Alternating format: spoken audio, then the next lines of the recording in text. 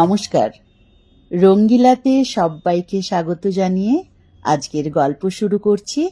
গল্পটির নাম রাক্ষসগণ। লিখেছেন বিভূতিভূষণ বন্দ্যোপাধ্যায়।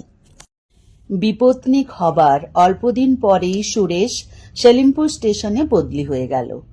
মাঠের মধ্যে ছোট্ট স্টেশন, নিকটে জনগণের বাস খুবই কম।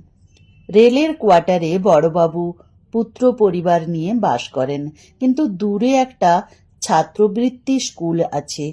তার শিক্ষকগণ স্কুলের নিকটেই একটা বড় আটচালা ঘরে মেস করে থাকেন।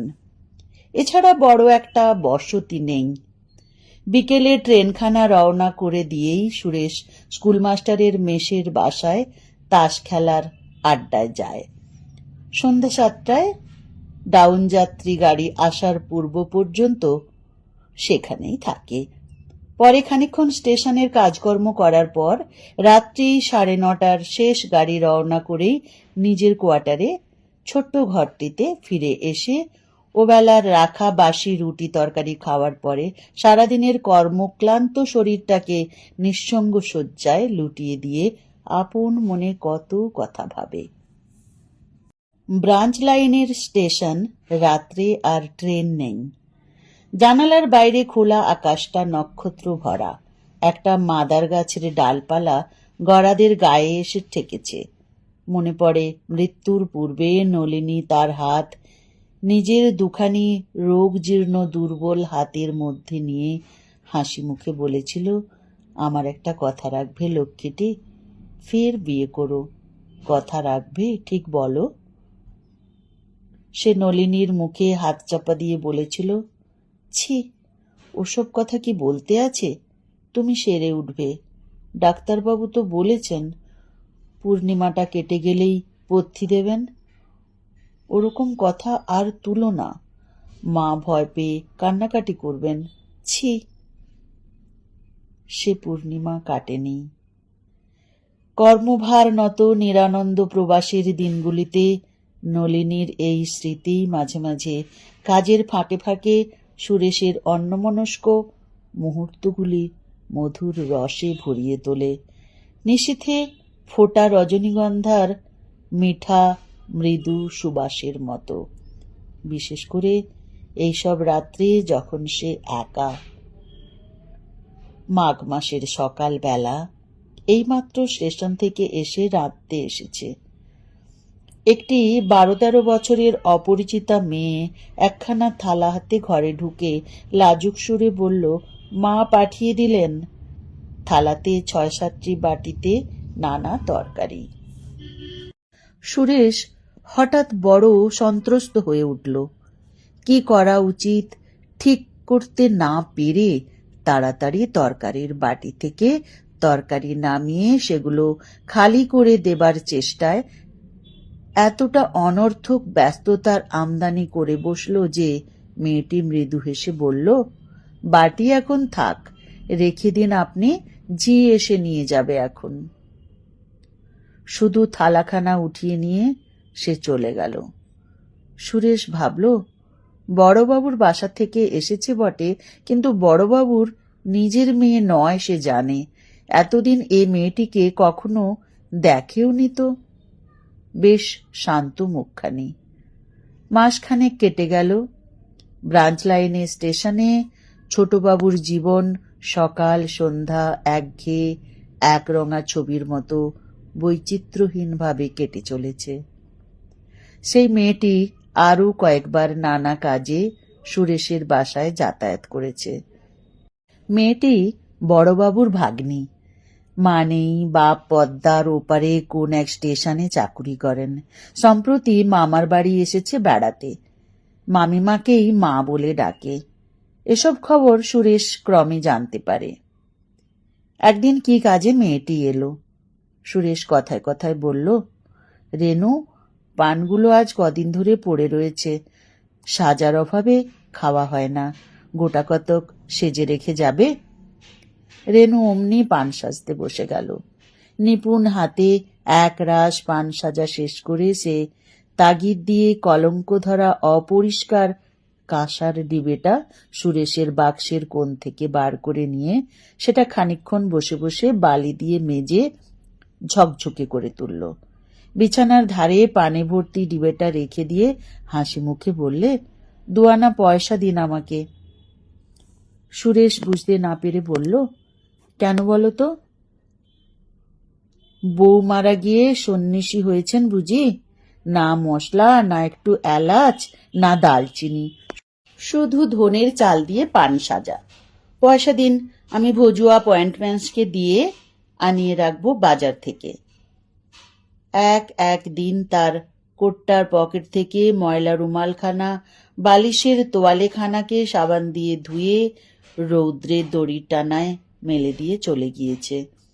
ট্রেন পাস করে বাসায় ফিরে এসে সে দেখতে পায়। তারপর উপরে উপরে দিন কয়েক সে অদৃশ্য সেবাহস্তের সন্ধান পাওয়া যায় না। হঠাৎ অপ্রত্যাশিতভাবে একদিন চোখে পড়ে ঘরের তক্তাপোষের নিচে তার ছোট পাথর বাটিতে এক বাটি বেলের শরবতকে সযত্নে ঢাকা দিয়ে রেখে গেছে। স্কুল মাস্টারদের মেসের বাসায় তাস খেলার ফাঁকে ফাঁকে অন্যমনস্ক হয়ে পড়ে। টিকিট বিক্রির জানালায় পয়সা গুনে দিতে দিতে ভুল হয়। নির্জন শয্যা প্রান্তের সাথী মাদার গাছটার অন্ধকার ডালপালার সীমারেখা আরো অদ্ভুত অদৃষ্টপূর্ব মনে হয়। ঝি পাঁচির মা সেদিন অত্যন্ত বেলায় কাজ করতে এলো। কৈফিয়তের সুরে বলল, একটু বেলা হয়ে গেল বাবু, এই দুপুরের গাড়িতেই রেনু দিদি আবার চলে যাবেন কিনা, তাই সকাল সকাল বড়বাবুদের পাঠ সেরে তবে আসছি। সুরেশ যেন আকাশ থেকে পড়ল। বললে, রেনু আজ চলে যাবে? কই তা তো। কেন আজ কেন? আমি তো কিছুই জানি নে। কথাটা বলেই সে নিজের ভুল বুঝতে পেরে চুপ করে রইল। পরের বাড়ির মেয়ে, তার সঙ্গে তো পরামর্শ করে মেয়েটির যাতায়াত ধার্য হবে না। যায় যাক না, তার কি? পাঁচির মা বললে, নিজের বাপের কাছে চলে যাবে। বাপ সেখানে বিয়ের সম্বন্ধ করছে কিনা, তাই মেয়ে দেখতে আসবে। এলেই বাঁচে। যে মামি খাটিয়ে খাটিয়ে মুখে রক্ত উঠিয়ে মারে, না একটু যত্ন না একটু আত্মি। 12টার ডাউন ট্রেন আসবার বেশি দেরি নেই। সুরেশ এইমাত্র খেয়ে উঠে পান মুখে দিয়ে কোট পরছে।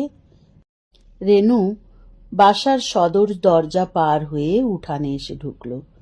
একটু যেন ইতস্তত করে পরে ঘরে ঢুকে বললে, আমার একটা সেফটিপিন সেদিন এখানে কি ফেলে গিয়েছি? সুন্দর করে চুল বাঁধা, পরনে খয়েরি রঙের জমির ওপর প্লেন জমির কাজ করা ছেলে মানুষের মতো শাড়ি, গলায় সরু চেন হার, একরাশ ঘন কৃষ্ণ চুলে ভরা শান্ত মুখ। সুরেশ বললে, তুমি আজ চলে যাবে রেনু? কই সে কথা তো জানি নে। এই 12টার গাড়িতেই বুঝি? রেনু এ কোণে ও কোণে কি খুঁজছিল। বললে, আবার এই কাঁচের গেলাসটা সোজা করে বসিয়ে রেখেছেন? একটা ভেঙেছেন যে এমনি করে সেদিন। হ্যাঁ, আমি তো এই গাড়িতেই যাব। একটা সেফটিপিন দেখেছেন কোথাও? কোন প্রশ্নটির উত্তর সুরেশ আগে দেবে ভেবে ঠিক করবার আগেই রেনে বলে উঠল, না, সে পাওয়া যাবে না। আচ্ছা আমি যাই, গাড়ি এলো বলে। কথা শেষ করেই হঠাৎ সে সুরেশের পায়ের কাছে উপুর হয়ে প্রণাম করে শান্ত মুখে নত মুখে সদর দরজা পার হয়ে চলে গেল। পূর্বেও ঘরে কেউ ছিল না, এখনো কেউ নেই। তবু সন্ধ্যার ট্রেনখানা পাশ করে দিয়ে বাসায় ফিরে এসে সুরেশের মনে হলো সব খালি, কেউ কোথাও নেই। ঘরের আসবাবপত্র শূন্যতায় ভরা। মাসখানেক পরে বড়বাবু সুরেশের কাছে এসে এক অভাবনীয় প্রস্তাব উত্থাপিত করলেন। সে তার ভগ্নিপতির স্বঘর, বিশেষত রেনু মেয়েটিকে সে অবশ্যই দেখেছে। সংক্ষেপে রেনুর সঙ্গে তার বিবাহের প্রস্তাব। প্রথমে সুরেশের কথাটা যেন বিশ্বাস করতে ইচ্ছে হলো না। পরে সে চুপ করে রইল। বড়বাবু প্রবীণ ব্যক্তি, সুরেশের বয়স সবে 23। সুতরাং বড়বাবু সুরেশের সঙ্গে এ বিষয়ে এর বেশি আর কোনো কথাবার্তার আবশ্যক দেখলেন না। তার কাছে ঠিকানা জেনে নিয়ে তার জ্যাঠামশাইকে পত্র দিলেন। বিবাহের যোগাযোগ ও অন্যান্য কথাবার্তা চলতে লাগল। ইতিমধ্যে সুরেশের জ্যাঠামশাই রেনুর বাপের কর্মস্থানে পাত্রী দেখে এসে সুরেশকে ও বড়বাবুকে জানালেন, পাত্রী সুন্দরী, তাদের খুব পছন্দ হয়েছে। সামনের মাসেই শুভ কাজ সম্পন্ন হয় এই তার ইচ্ছা। শীঘ্রই কিন্তু একটু গোল বেঁধে গেল। উভয়ের ঠিকুজি কুষ্টি মেলাতে গিয়ে দেখা গেল মেয়ের রাক্ষসগণ। মিলনের বহু বাধা। নক্ষত্রেরা সব তির্যক গতিতে অবস্থান করেছেন। বিবাহ অসম্ভব। সুরেশের বিধবা মা কেঁদে বললেন, তার ছেলের নরগণ, তিনি কখনোই এ পাত্রীর সঙ্গে ছেলের বিয়ে দেবেন না। জ্যাঠামশাইও সম্মতি দিতে পারলেন না, তবে খুব দুঃখিত হলেন, কারণ মেয়েটিকে তার ভারী ভালো লেগেছিল। সুরেশ বাড়িতে চিঠিপত্র দেওয়া একেবারে বন্ধ করে দিলে। তবে তার স্বগ্রামস্থ কোনো বন্ধুকে লিখিত পত্রের সংবাদে বাড়ির সকলে জানতে পারলে যে সে শীঘ্রই গেরুয়া ধারণ করে রামকৃষ্ণ মঠে যোগ দেবে। সুরেশের মা দেশ থেকে রেলের বাসায় এসে পড়লেন, নানা মতে বোঝালেন, কান্নাকাটিও কম করলেন না। পাঁচির মার মুখে রেণু ও সুরেশের পূর্ব পরিচয়ের সব কথা শুনে বললেন, কোথাকার এক রাক্ষসী, সে আমার ছেলেকে ফাঁদ পেতে ধরতে এসেছিল। তোর বিয়ে না হয় এমনিই বেঁচে থাক, দরকার নেই আমার ছেলের বউয়ের সেবায়, ইত্যাদি ইত্যাদি। বিবাহ হল না। বিবাহ ভাঙবার পর থেকে বড়বাবুর বাসার সঙ্গে সুরেশের সদ্ভাবও আর তেমন রইল না। বড়বাবু আর ভালো করে কথাই বলেন না। বছর ঘুরতে না ঘুরতেই সুরেশের অন্যত্র বিবাহ হয়ে গেল। অবস্থাপন্ন ঘরের সুন্দরী মেয়ে, নাম আভাবতী, বেশ নম্র লাজুক। সুরেশের বিবাহের অল্পদিন পরেই নববধূকে রেলের বাসায় নিয়ে এলো। মাদার গাছের তলাকার ছোট্ট বাসাটিতে তারপর তারা দুজনে যে সুখের নীড় বাঁধল, সুরেশের তা কত সীমাহীন নির্জন রাত্রির স্বপ্ন। শেষ পর্যন্ত সুরেশের মনে হলো ভালোই হয়েছে সে বিয়েটা না হয়ে। গণকের কথা একেবারে উড়িয়ে দেবার জিনিস তো আর নয়। ভগবান যা করেন মঙ্গলের জন্যই করেন। ইতিমধ্যে আরো দুটো খবর সে পেয়েছে। রেনুর বিবাহ কোনো রকমে হয়ে গিয়েছে এবং বিবাহের কিছুদিন পরেই রেনুর বাপ কলেরায় মারা গিয়েছেন। আরো 1 বছর কাটল। আভাবতী শুধু যে দেখতে সুন্দরী তা নয়, তার আয়পয়ও যে খুব ভালো তার প্রমাণও শীঘ্র উপস্থিত হল। সুরেশ বিখ্যাত পাটের ব্যবসায়ের গঞ্জ রসুলপুর স্টেশনের অস্থায়ী চার্জ পেয়ে বদলির হুকুম তালিম করবার জন্য প্রস্তুত হল। মাইনেও বেড়ে গেল। যাবার দিন ক্রমেই নিকটে এসে গেল। স্কুল মাস্টারেরা মেসের বাসায় তাকে এক বিদায় ভোজে নিমন্ত্রণ করে আকণ্ঠ খিচুড়ি ও ইলিশ মাছ ভাজা খাওয়ালেন। সে চলে যাওয়াতে যে সলিমপুরের বিশেষ ক্ষতির কারণ ঘটল এ সম্বন্ধে নিমন্ত্রিত ব্যক্তিগণের কারো দুমত দেখা গেল না।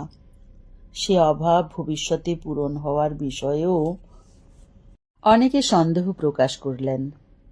রওনা হওয়ার পূর্বদিন সারা বিকেল ধরে জিনিসপত্র গুছানো হলো। আভাবতী ভারী গোছালো মেয়ে। সন্ধ্যের আগেই সব জিনিস বাঁধাচাঁদা ঠিক হয়ে গেল।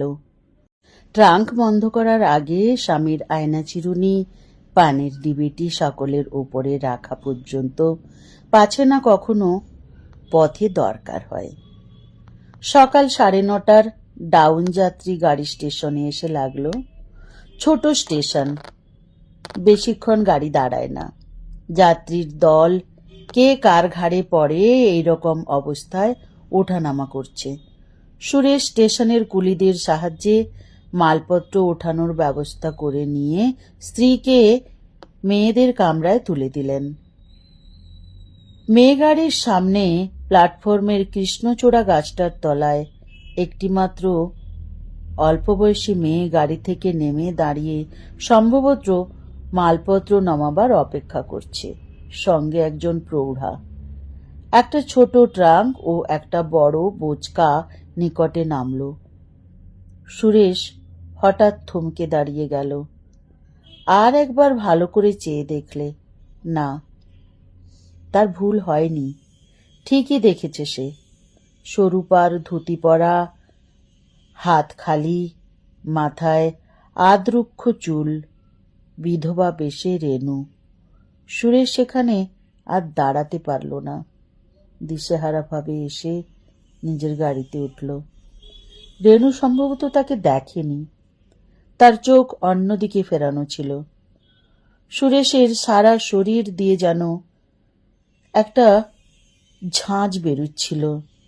নিজের কতকটা অজ্ঞাতসারে তার মনে হলো, উফ, কি বেঁচেই গিয়েছি। মার কথা যদি তখন না শুনতাম। রাক্ষসের ফাঁদই তো বটে, আটকে ছিল তো পা, আর একটু হলেই ফাঁদে।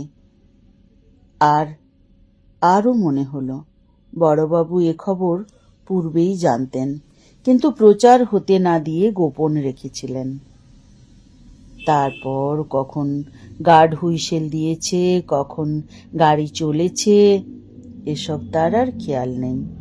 কৃষ্ণচূড়া গাছের সামনে আসতে সে চেয়ে দেখলে প্ল্যাটফর্মের পূর্ব দিকে তারের বেড়ার ওপরকার খিলান বসানো পাকা ধাপ ডিঙিয়ে আগে আগে মালপত্র হাতে ভজুয়া পয়েন্টসম্যান, পেছনে প্রৌঢ়াটি ও সর্বশেষে নম্রমুখী রেণু বড়বাবুর কোয়ার্টারের দিকে চলছে।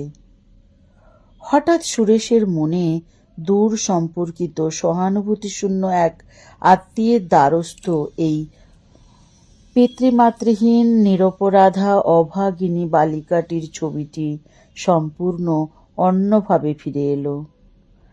কার অপরাধে এই প্রস্ফুষ্ট মুকুল প্রথম বসন্তের দিনে তার জীবনের আনন্দদীপ্তি নির্বাপিত হয়ে চিরদিনের মতো চলে গেল। দ্রুতগামী ট্রেনের জানালা দিয়ে মুখ বাড়িয়ে সে আর একবার চেয়ে দেখল রাক্ষসগণের মেয়ে ততক্ষণে বড়বাবুর সদর দরজায় পৌঁছে দাঁড়িয়ে আছে। দরজা তখনও খোলা হয়নি, বোধহয় ভজুয়া কাউকে ডাকতে গিয়ে থাকবে। পদবৃদ্ধিজনিত কিছুক্ষণ পূর্বের সে আনন্দ সুরেশ আর মনের মধ্যে খুঁজে পেল না। গল্পটি এখানেই শেষ হলো। যদি আমার গল্প তোমাদের ভালো লেগে থাকে অবশ্যই কমেন্ট করে জানাবে। আর আমার চ্যানেলটি যারা এখনো সাবস্ক্রাইব করনি, যদি ভালো লেগে থাকে সাবস্ক্রাইব করে আমার পাশে থেকো। আমি এমনি করে অনেক বিভিন্ন ধরনের গল্প তোমাদের সামনে নিয়ে আসব। আজকে তাহলে আসি।